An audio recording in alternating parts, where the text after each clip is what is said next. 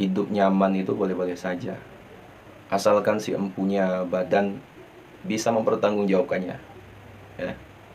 Jangan sampai kita hari ini ya seperti membuat aturan tak tertulis yang mengharuskan ulama yang mengajarkan ilmu itu harus hidup miskin dan keadaannya mengenaskan.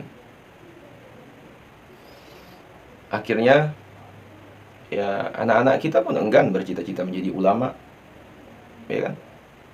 Karena yang mereka lihat ulama itu dilarang hidup enak. Ya, apalagi belum-belum sebagian orang tua menakut-nakuti. Kamu belajar agama mau jadi apa? Kamu cuma nyantri nanti kerja apa? Hah?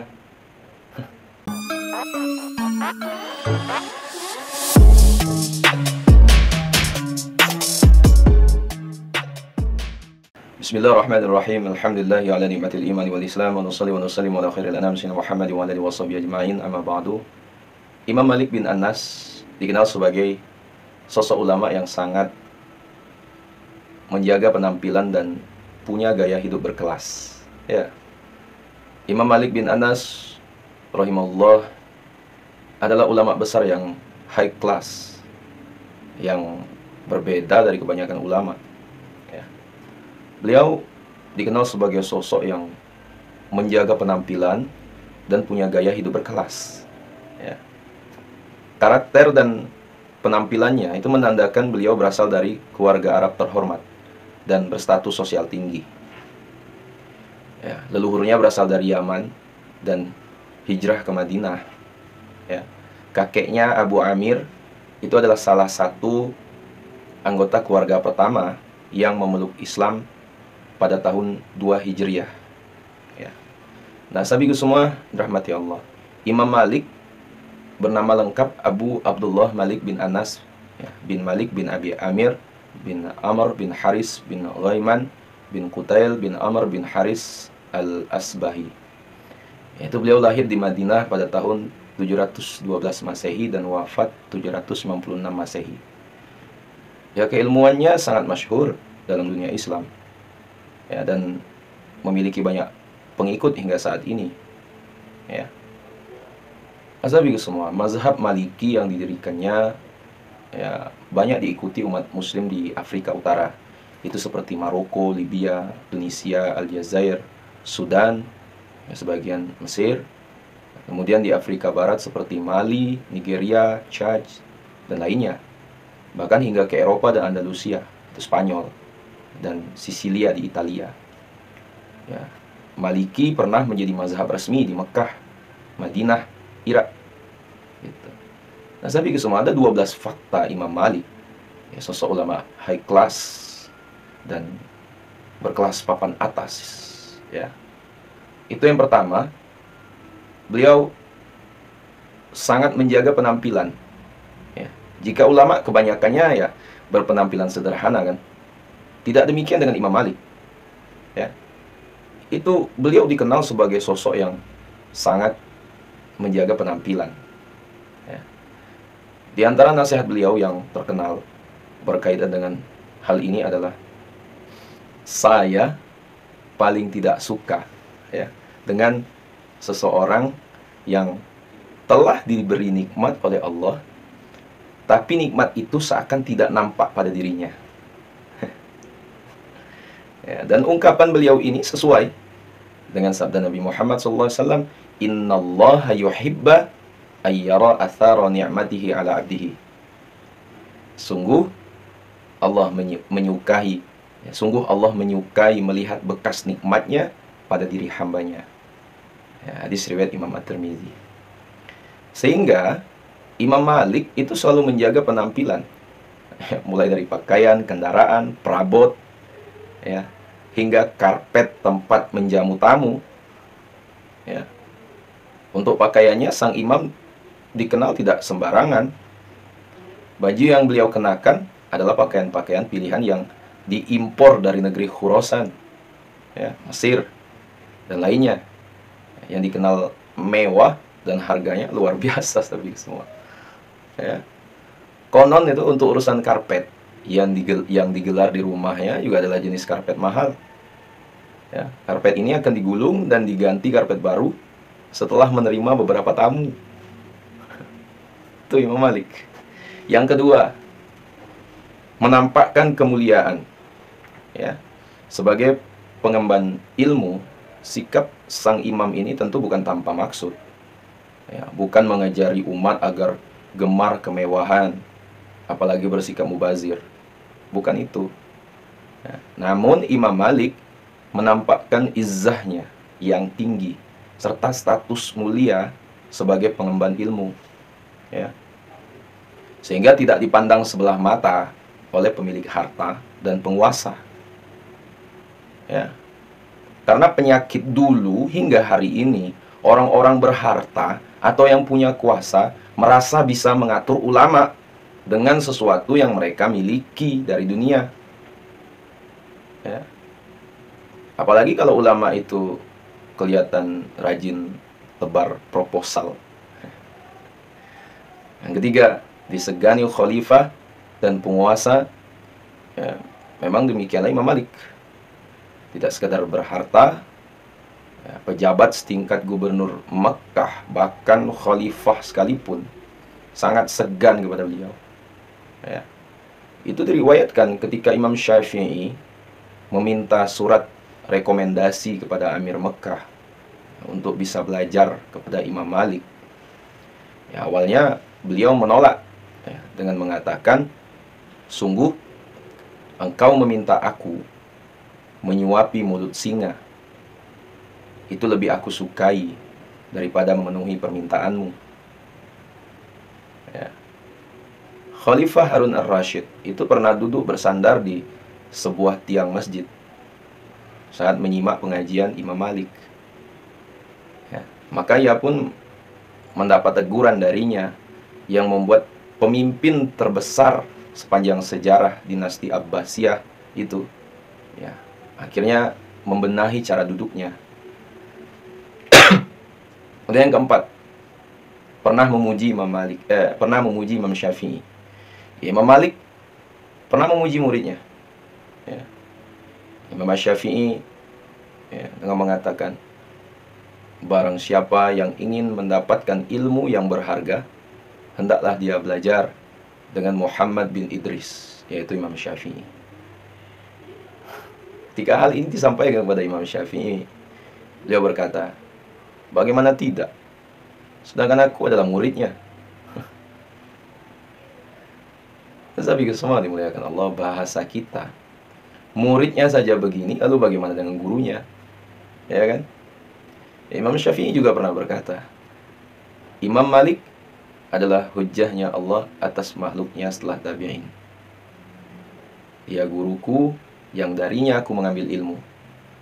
Dia juga mengajarku yang tidak ada aku merasa aman melebihi perasaanku kepada Malik.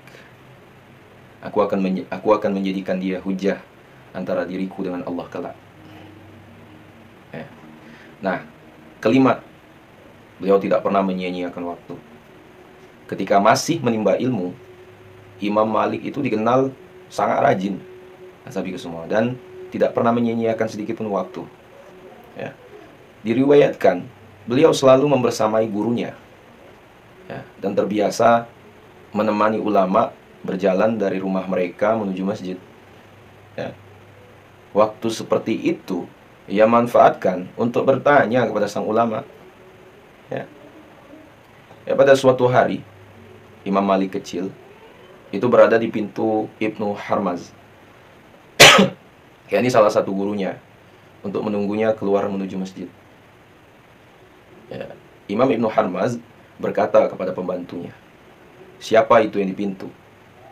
Pembantunya berkata, tidak ada siapapun kecuali seperti biasa, si anak rambut pirang, Imam Malik. Imam Ibnu Harmaz berkata, suruh masuk dia, karena anak itu akan menjadi alimnya manusia. Yang keenam, dekat dengan penguasa. Ya, beliau termasuk figur ulama yang dekat dengan penguasa kala itu, sabi semua. Ya, karenanya sang imam itu seringkali diberi hadiah, ya, oleh khalifah, dan beliau pun menerimanya.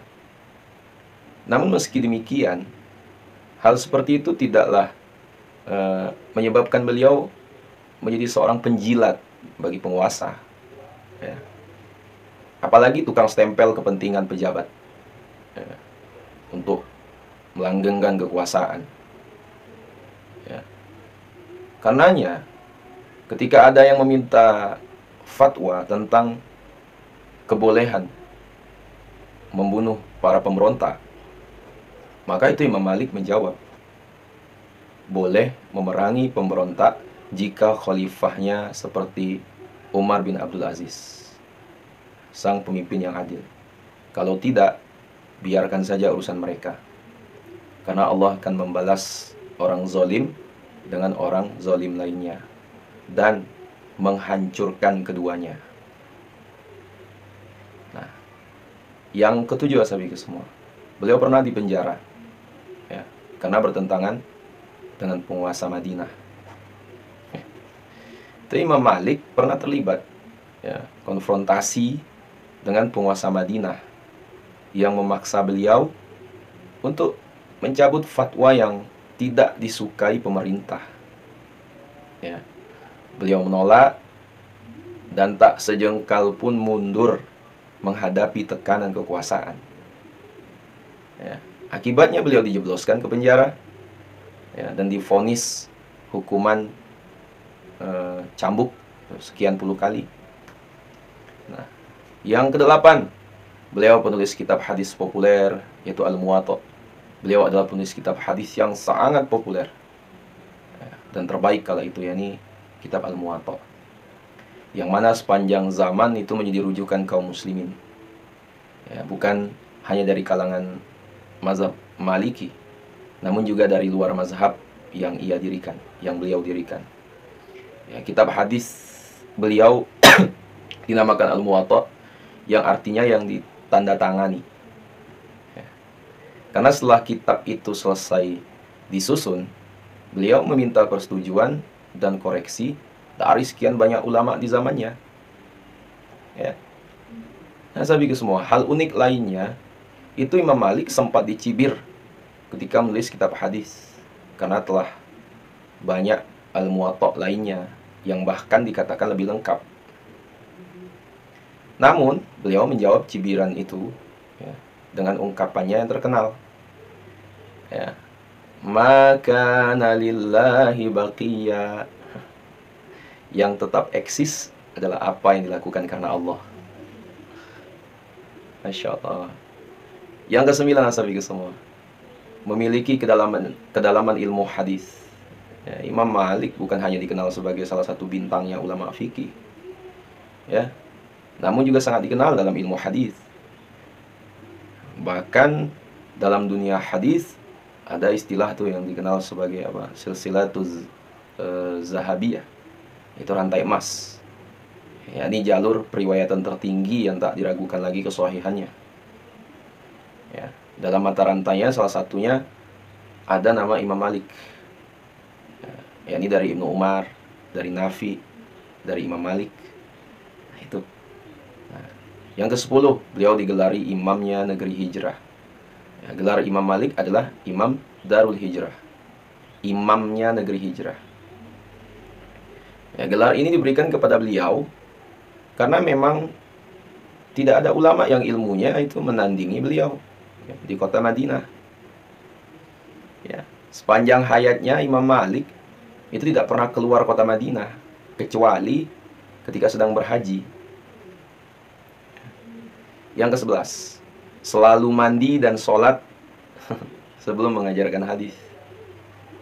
Ya, diriwayatkan bahwa Imam Malik setiap kali ada yang meminta dibacakan hadis atau mengajarkannya, beliau akan mandi, ya, mandi, berwudu, dan sholat 2 rakaat terlebih dahulu. Dan juga Imam Malik tidak pernah berkendara sepanjang usianya di kota Madinah. Ya. Yang ke-12, berjalan kaki di Madinah. Ya, Imam Malik apabila keluar rumah tidak mau menaiki kendaraan. Ya.